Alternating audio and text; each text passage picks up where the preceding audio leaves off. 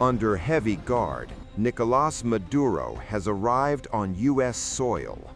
Just hours after his dramatic capture in Caracas, the Venezuelan president was flown into a National Guard base in New York State late Saturday evening. Images show FBI agents surrounding Maduro as he stepped off a U.S. government aircraft, moving slowly, tightly escorted, silent. From the tarmac, the operation continued without pause. Maduro was placed aboard a helicopter and flown directly into Manhattan, where a large law enforcement presence was already in place. Streets secured, agencies coordinated, the transfer swift and controlled.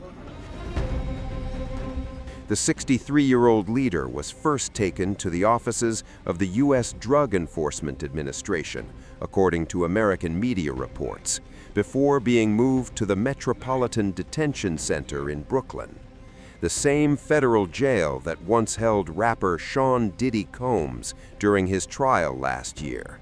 Now it is holding a sitting foreign president. That smoke over there, still smoldering 12 hours on. Our Venezuelan army positions. This is Fuerte Tiuna. This is what was initially a military base, grew into a district of the city, of public housing.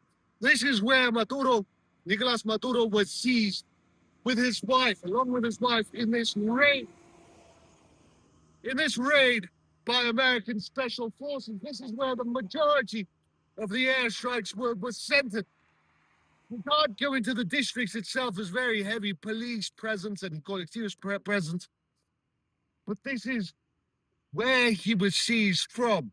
Armored personnel carriers destroyed in the night strikes on Venezuela. American strikes. It's a military base. We aren't rolling down the windows.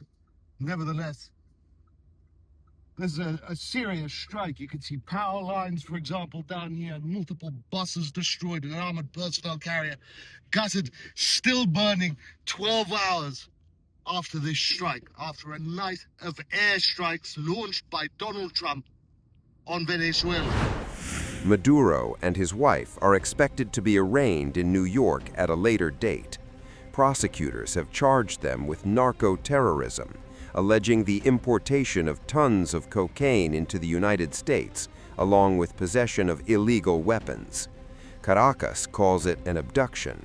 Washington calls it justice.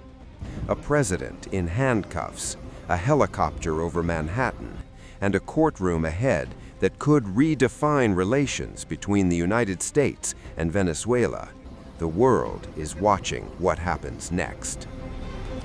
And we could not have done this mission without the incredible work by various intelligence agencies, including the CIA, NSA, and NGA.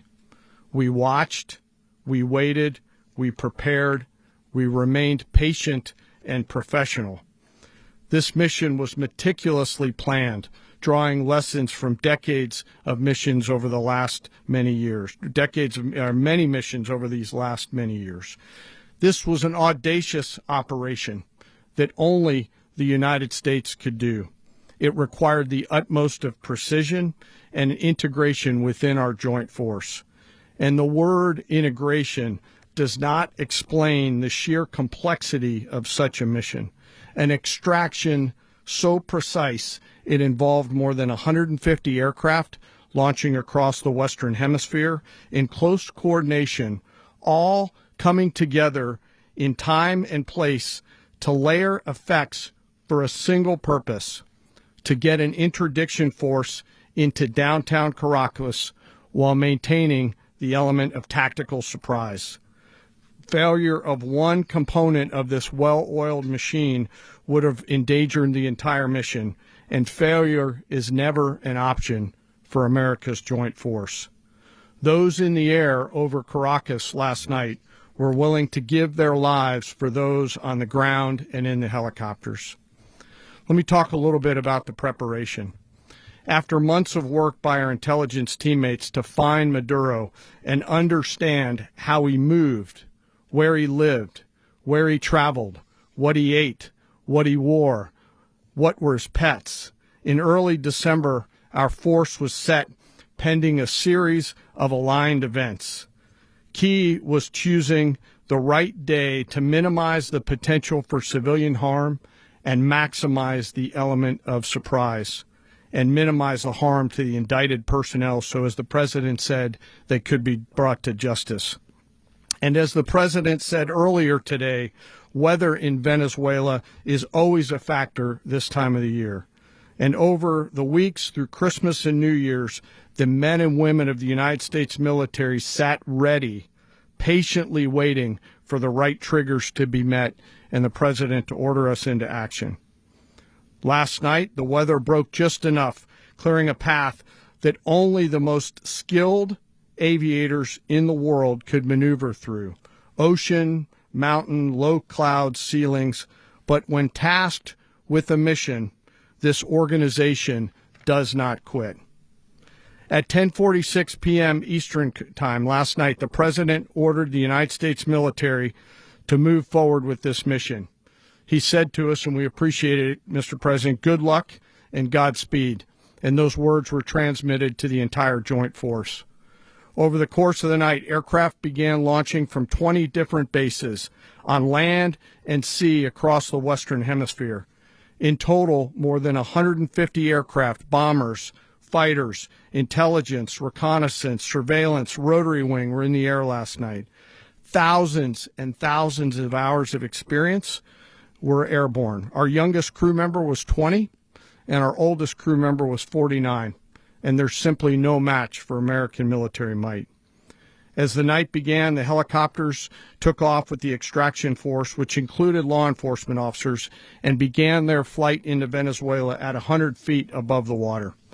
As they approached Venezuelan shores, the United States began layering different effects provided by Spacecom, Cybercom, and other members of the interagency to create a pathway.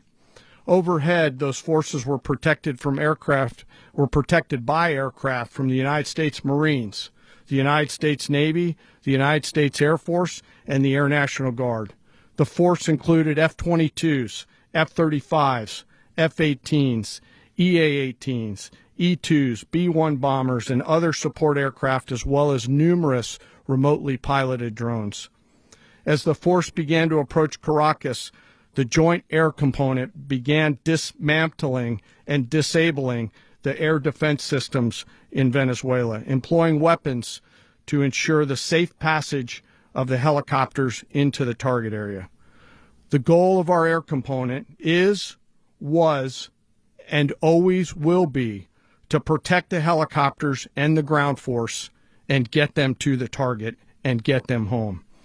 As the force crossed the last point of high terrain where they'd been hiding in the clutter, we assessed that we had maintained totally the element of surprise.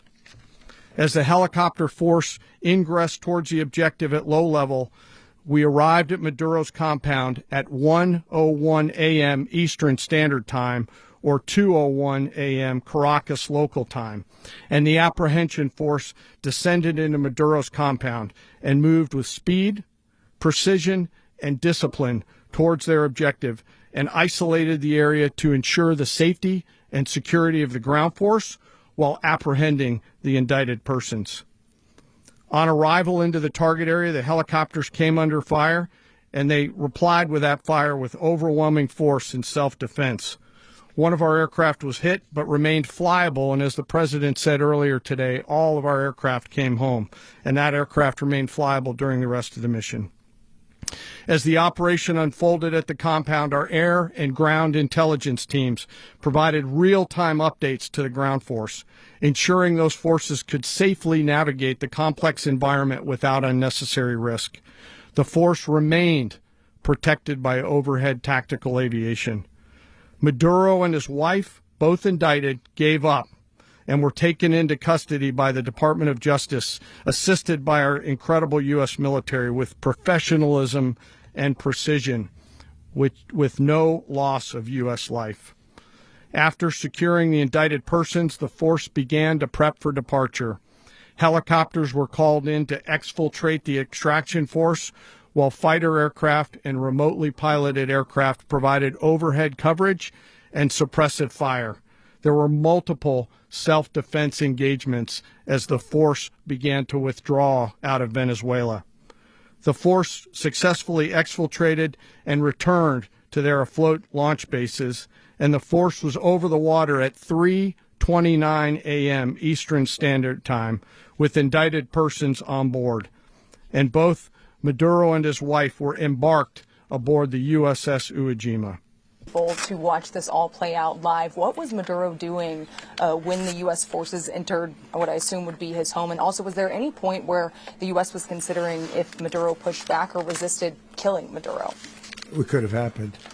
It could have happened. He was trying to get into a safe place. You know, the safe place is all steel.